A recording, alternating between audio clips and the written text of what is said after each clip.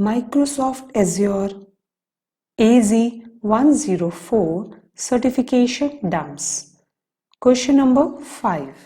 You create an app service plan named App1 and an Azure web app named Web App 1. You discover that the option to create a staging slot is unavailable. You need to create a staging slot for App 1. What should you do first? Option A. From Web App 1, modify the application settings. Option B. From Web App 1, add a custom domain. Option C.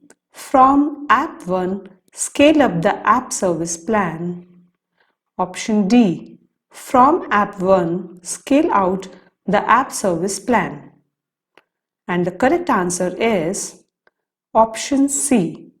From App 1, scale up the app service plan.